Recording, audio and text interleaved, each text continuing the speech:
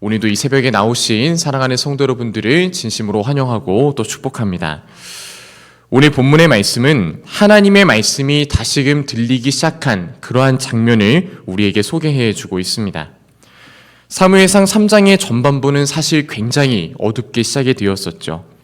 1절에서 보듯 여호와의 말씀이 희귀하여 이상이 흔히 보이지 않던 때라라는 그런 언급이 있듯이 사무엘이 살던 시대는 결코 희망이 있던 시대가 아니었습니다. 종교적 형식에도 문제가 없었습니다. 분명 예배도 있었고 제사에 필요한 모든 도구들도 있었으며 무엇보다 그것을 집전할 수 있는 제사장도 존재했습니다. 하지만 그런데도 하나님의 말씀이 들리지가 않았다라는 것입니다. 이 말은 과연 무엇을 의미할까요? 종교적 형식의 문제가 아닌 그보다도 더 근본적인 문제가 이들 가운데 있었다라는 사실을 우리에게 반증해 주고 있습니다.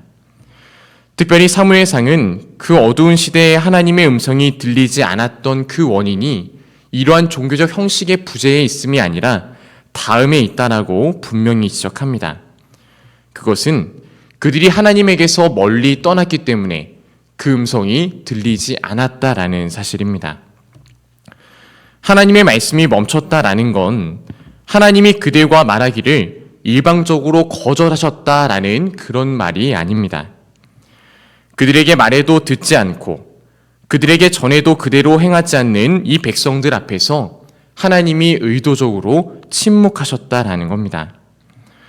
그런데 놀랍게도 3장의 후반부는 이러한 암울한 시작과는 정반대의 상황을 소개하고 있습니다. 3장 마지막 21절에서 여호와께서 실로에서 다시 나타나시되 여호와의 말씀으로 사무엘에게 자기를 나타내시리나 라는 구절로 놀라운 반전의 이야기를 우리에게 소개해 주고 있는 겁니다. 과연 이 사이에 어떤 일이 일어나게 되었을까요? 상황과 환경이 변한 탓일까요? 아닙니다. 여전히 세상은 어두웠고 제사장은 역시나 엘리였습니다. 그런데 하나님은 이 침묵의 시간을 깨고서 다시금 그들에게 나타나셨다, 말씀하셨다라고 이야기하십니다. 과연 누구를 통해서인지 어떤 이유에서든지 하나님은 말씀하시기를 시작하셨다라는 말씀입니다. 그렇다면 하나님은 어째서 다시금 말씀하시게 되었을까요? 오늘 본문의 말씀을 통하여서 하나님이 말씀을 다시금 시작하신 그 이유를 함께 살펴볼 수 있길 간절히 소망합니다. 사랑하는 성도 여러분, 하나님께서 어린 사무엘을 만나 처음 그에게 맡기셨던 그 말씀은 결코 가벼운 말씀이 아니었습니다. 그것은 엘리 가문에 대한 하나님의 심판 선언을 그에게 전하라라고 이야기하셨기 때문입니다. 자신을 길러주고 또 신앙을 가르쳐준 제사장 엘리에게 사무엘은 어려운 심판의 말씀을 선포해야만 했습니다. 그래서였을까요? 사무엘은 아침이 되어서도 이 심판의 말씀을 그의 제사장 엘리에게 전하지 못한 채 망설이는 모습을 성경에서는 보여주고 있습니다. 하나님이 주신 말씀이라 하더라도 그 심판의 무게, 반드시 성취되어질 그 심판을 알고 있었기 때문에 그의 입술로 쉽게 입을 열지 못했던 겁니다. 그만큼 그는 말씀을 소중하게 다루는, 그리고 하나님의 말씀이라면 반드시 성취될 것을 믿는 그런 사람이었습니다. 하지만 이러한 때에 엘리가 사무엘을 부르고 말하지요. 내게 모든 것을 숨기지 말고 여호와께서 내게 말씀하신 그 말씀들, 그것을 다 내게 말하라라고 엘리는 사무엘에게 이야기합니다. 엘리의 강권 앞에서 사무엘은 결국 모든 있는 것들을 그대로 다 전하게 됩니다. 그의 감정을 더하지도 않았고요. 두려움에 눌려서 감추지도 않고 그는 하나님의 모든 말씀을 엘리에게 전달하기 시작합니다. 그 말씀이 18절의 말씀인데요. 우리 함께 한 목소리로 봉독하겠습니다. 사무엘이 그것을 그에게 자세히 말하고 조금도 숨기지 아니하니 그가 이르되 이는 여호와이시니 선하신 대로 하실 것이니라 하니라. 아멘. 여기서 우리가 주목해야 될 것은 바로 엘리 제사장의 반응이 아닌 바로 사무엘의 태도입니다. 사무엘이 하나님의 말씀을 전하기로 결단하였을 때에 그는 하나님의 말씀 앞에서 정직했고요. 또 하나님의 뜻을 전함에 있어서 자신의 생각을 더하거나 빼지 않았습니다. 사랑하는 성도 여러분, 하나님의 사람은 말하기 편한 말만 전하는 사람이 아닙니다. 때로는 듣는 이도 또 전하는 이도 부담스러울 만큼 무거운 말씀을 입에 담아야 할 때가 우리 가운데는 분명히 존재합니다. 그러나 하나님은 그런 말씀 앞에서도 진실하게 반응하는 그러한 사람을 통하여서 시대를 새롭게 열어 가십니다. 사무엘은 비록 어린 나이였지만 그의 입술은 하나님의 뜻을 왜곡하지 않는 통로로 쓰임을 받았습니다. 하나님의 말씀이 다시금 들리기 시작한 것은 결국 이와 같은 한 사람의 정직한 입술과 그것을 감당하려고 하는 그러한 마음에서부터 시작될 수 있었던 겁니다.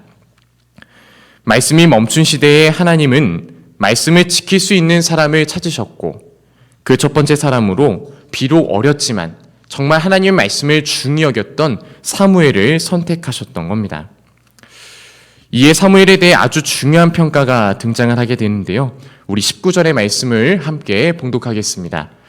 사무엘이 자라매 여호와께서 그와 함께 계셔서 그의 말이 하나도 땅에 떨어지지 않게 하시니 아멘. 이 한 말씀 안에 두 가지가 강조되고 있습니다. 여호와께서 그와 함께 계셨다. 그리고 그의 말이 땅에 떨어지지 아니하였다라는 구절입니다. 사실 이 둘은 나누어진 것이 아니고요. 서로 연결되어져 있는 본문입니다. 하나님께서 그와 함께 하셨기 때문에 사무엘의 말이 땅에 떨어지지 아니하였다라는 말씀입니다. 여기서 땅에 떨어지지 않았다라는 표현은 하나님께서 사무엘의 입술을 통해 하시는 그 모든 말씀 가운데 무게와 능력, 생명력이 그의 말 안에 존재하였다라는 뜻입니다. 다시 말해서 사람들은 사무엘의 말을 들을 때에 그것을 그저 어떤 한 소년, 저 어린 사람이 이야기하는 그런 말로 듣지 않았다라는 것이죠. 그렇다면 누구의 말로 들었을까요? 하나님의 말씀으로 이 입술 가운데 선포되어지는 말씀을 들었다라는 사실입니다. 여러분, 이것이 바로 하나님의 사람에게서 나타나는 놀라운 능력입니다. 단지 말을 많이 하는 것이 아니라 그의 말이 살아있어서 하나님의 능력을 나타내는 것. 아무 말이나 하는 것이 아니라 그 말이 하나님과 연결되어진 말을 하는 것이 바로 하나님의 사람의 말입니다. 그렇다면 무엇이 사무엘을 그렇게 만들었을까요? 앞에서 본 것과 같이 하나님 말씀에 가볍게 여기지 않았고 부담스러워 감추지도 않았으며 두려움이 있어도 그대로 전하는 믿음이 있었기 때문에 하나님이 그를 사용하셨습니다. 사랑하는 성도 여러분, 하나님은 언제나 이런 사람들을 통하여서 일하십니다.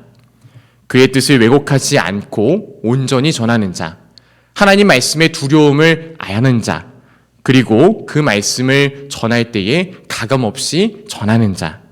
하나님은 그러한 사람의 말에 하나님의 권위와 능력을 더해 주십니다. 우리도 말을 많이 하는 삶을 살죠. 하지만 우리의 말은 과연 어디에 닿고 있습니까? 혹시 바람처럼 흩어지는 그런 능력 없는 말을 우리가 많이 하고 있지는 않습니까? 바라기는 여러분들의 말이 하나님의 말씀을 전하는 귀한 도구로서 쓰임받으시기를, 또한 주님의 그러한 도구로서 복음을 전하는 일에 헌신하는 복된 삶을 사시기를 주님의 이름으로 간절히 소망합니다. 마지막으로 하나님께서 사무엘을 부르신 것은 단지 그 한 사람을 변화시키기 위해서 그를 부르셨던 것이 아니었습니다. 무엇보다 하나님의 말씀을 맡았던 그의 입술과 그의 삶을 통해 이스라엘 전체를 통하여서 말씀하시기 위함이었습니다. 우리 20절 말씀을 함께 봉독하겠습니다. 단에서부터 브에세바까지의 온 이스라엘이 사무엘은 여호와의 선지자로 세우심을 입은 줄을 알았더라. 아멘. 단에서부터 브에세바라고까지 하는 그런 이야기는 이스라엘의 북쪽 끝과 남쪽 끝에 있는 도시들을 각각 의미하는 단어입니다. 무슨 말일까요? 북과 남, 이 전체 지역을 다 그가 통솔하며 하나님 말씀을 전하게 되었다라는 의미입니다. 다시 말해서 하나님이 사무엘을 통해 말씀하시자 그 모든 영향력이 이스라엘 온 전역으로 퍼지게 되었다라는 사실이지요. 그러나 더 중요한 말씀이 바로 이어지고 있는데요. 우리 21절 말씀을 함께 봉독하겠습니다. 여호와께서 실로에서 다시 나타나시되 여호와께서 실로에서 여호와의 말씀으로 사무엘에게 자기를 나타내시니라. 아멘.